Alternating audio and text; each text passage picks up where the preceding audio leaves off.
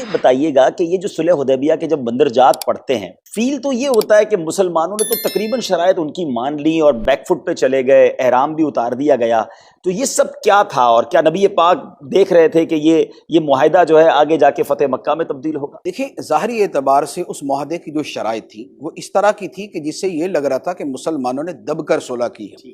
اسی وجہ سے بعض صحابہ کرام نے یہ بات بھی کی، حتیٰ کہ عمر فاروق رضی اللہ تعالیٰ عنہ تو نبی پاک علیہ السلام کے پاس آ کے انہوں نے باقاعدہ یہ عرض کی کہ یا رسول اللہ، یہ جو ہم معاہدہ کر رہے ہیں، یہ معاہدہ تو ہماری جو ہے وہ تحقیر ہے، یہ تو ہماری انسلٹ ہے۔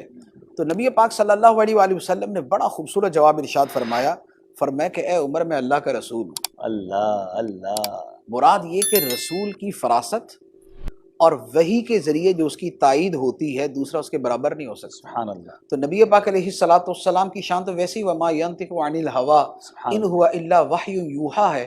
تو نبی پاک علیہ السلام نے یہ جواب دیا۔ اچھا، اس میں اور بھی تفصیل ہے، لیکن ابھی چونکہ وقت مختصر ہے تو اس لیے میں اختصار کے ساتھ بیان کرتا ہوں۔ یہاں پر آپ دوسری بات دیکھیں کہ حضرت عمر فاروق رضی اللہ تعالیٰ عنہ فرماتے ہیں کہ نبی پاک علیہ السلام سے یہ جواب سن کر میں حضرت ابوبکر صدیق کے پاس پہنچا، اور میں نے وہاں جا کے بھی اپنے پورے زور شور سے بیان کیا کہ بھئی یہ کیا ہے، یہ ہم کیسی شرائط مان رہے ہیں، یہ کیسے ہو سکتا ہے؟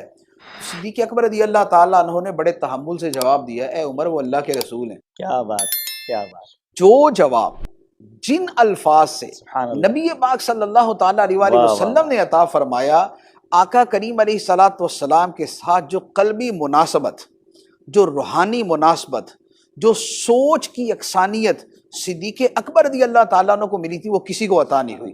تو صدیق اکبر رضی اللہ تعالیٰ عنہ نے وہی جواب دیا، اے عمر، وہ اللہ کے رسول۔ وہی جواب۔ اچھا، اسی طرح ایک اور چیز کے اوپر بھی بیانی یہی جواب ہوا تھا۔ عمر فاروق رضی اللہ تعالیٰ نے عرض کی، یا رسول اللہ، آپ نے تو خواب بیان کیا تھا کہ ہم جو ہے وہ عمرہ کریں گے، حلق ہوگا، تقصیر ہوگی، تو یہ تو نہیں ہوا۔ تو نبی پاک علیہ السلام نے فرمایا کہ اے عمر، میں نے یہ کب کہا تھا اسی سال کریں گے؟ اللہ، میں نے یہ کہا تھا، خواب دیکھا ہے کہ ہم یہ کر رہے ہیں، یہ نہیں فرمایا تھا کہ اسی سال ہوگا۔ ہاں، اللہ نے یہ خواب دکھایا تو سچا ضرور ہوگا۔ اب عمر فاروق رضی اللہ تعالیٰ عنہ نے یہی بات دہرائی حضرت ابوبکر صدیق رضی اللہ تعالیٰ عنہ کے پاس کہ اے ابوبکر، دیکھیں نبی پاک علیہ السلام نے تو فرمایا تھا کہ ہم عمرہ کریں گے، حلق ہوگی، تقصیر ہوگی۔ تو فرمایا کہ نبی پاک علیہ السلام نے ضرور فرمایا تھا، لیکن یہ کب فرمایا تھا اسی سال کریں گے؟ اللہ، ایسی مطابق بالکل وہی جواب صدیق اکبر رضی اللہ تعالیٰ عنہ نے عطا فرمایا۔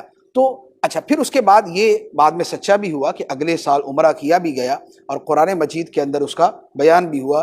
تو اللہ تعالیٰ نے قرآن پاک کے اندر بھی اس کو بیان فرمایا، لَقَدْ صَدَقَ اللَّهُ رَسُولَهُ الرُّؤْيَا بِالْحَقِّ لَتَدْخُلُنَّ الْمَسْجِدَ الْحَرَامَ إِنْ شَاءَ اللَّهُ آمِنِينَ مُحَلِّقِينَ رُؤُوسَكُمْ وَمُقَصِّرِينَ، کہ بے شک اللہ نے سچا کر دکھایا اپنے نبی کا خواب، سبحان اللہ، جو یہ دیکھا تھا کہ تم ضرور ضرور مسجد حرام میں داخل ہوگے، تمہیں ڈر نہیں ہوگا، قصر بھی کرو گے، حلق بھی کرو گے۔ تو وہ پھر بشارت پوری ہوئی، اور نیکسٹ ایئر نبی پاک صلی اللہ علیہ وآلہ وسلم نے عمرہ بھی کیا۔ اچھا، یہ جو بات آپ نے پوچھی کہ بھی بظاہر تو یہ دبنے والی چیز تھی، تو دیکھیں بات یہ ہے کہ ایک تو نبی پاک صلی اللہ علیہ وآلہ وسلم کی فراست، اور دوسرا اللہ تعالیٰ کی طرف سے وحی۔ تو ان چیزوں کے پیش نظر نبی پاک علیہ السلام کو یہ پتا تھا بہتر کیا ہے۔ اللہ تعالیٰ نے اسی صلح کو بعد میں یہ فرمایا، اِنَّا فَتَحْنَا لَكَ فَتْحًا مُبِينًا، سبحان اللہ، سبحان اللہ، اے نبی، بے شک ہم نے تمہارے لیے روشن فتح مقدر کر دی۔ اللہ، تو وہ روشن فتح کا جو مقدمہ تھا یہ صلح حدیبیہ تھی۔ ایک تو یہ، دوسری بات یہ ہے قرآن پاک کے اندر اللہ تعالیٰ نے فرمایا، وَعَسَىٰ أَن تَكْرَهُوا شَيْئًا وَهُوَ خَيْرٌ لَكُمْ، خیر اللہ، ہو سکتا ہے کہ کوئی شے تمہیں ناپسند ہو لیکن وہ تمہارے لیے بہتر ہو۔ سبحان اللہ، اور یہاں معاملہ یہی تھا کہ ظاہری اعتبار سے وہ شرائط ناپسند تھی، لیکن وہی مسلمانوں کے لیے خیر تھی، وہی صحابہ کرام کے لیے خیر تھی۔ تیسری بات یہ ہے کہ اس واقعے کے بعد جو دو نتائج نکلے وہ بڑے عظیم ہیں۔ ایک نتیجہ تو یہ ہوا کہ کفار کی طرف سے ہر وقت جنگ کا خطرہ رہتا تھا، تو مسلمان اسی کشمکش اور اسی اندیشے کا شکار رہتے تھے، اس لیے تبلیغ اسلام جہاں جہاں کرنی تھی وہاں ہو نہیں پا رہی تھی۔ جب صلح ہوگی، اور صلح یہ ہوئی تھی کہ 10 سال تک جنگ نہیں ہوگی، اچھا، صلح یہ ہوئی تھی 10 سال تک جنگ نہیں ہوگی، تو اب کفار کا خطرہ ختم ہو گیا۔ ٹھیک ہے، اب ہوا یہ کہ نبی پاک علیہ السلام نے پھر اس کے بعد وہ جو مختلف ملکوں کے سربراہوں کو خطوط لکھے، اب کھل کے جو تبلیغ دعوت اسلام دی، جو کھل کر تبلیغ فرمائی، اور جو وفود آپ کی بارگاہ میں آئے یہ سارے کے سارے اس کے بعد آئے تھے، تو تبلیغ اسلام کا ایک دروازہ کھل گیا اس صلح کی وجہ سے اور جنگ کی بندش کی وجہ سے۔ اچھا، پھر چوتھی بات یہ ہوئی کہ جب مسلمانوں نے صلح کر لیا، مسلمان تو آرام سے بیٹھ گئے لیکن کفار کو چین نہ آئے، تو انہوں نے کچھ نہ کچھ شر انگیزی کی کہ جس کی وجہ سے معاہدہ ٹوٹا اور مسلمانوں کے لیے فتح مکہ کا راستہ ہموار ہو گیا۔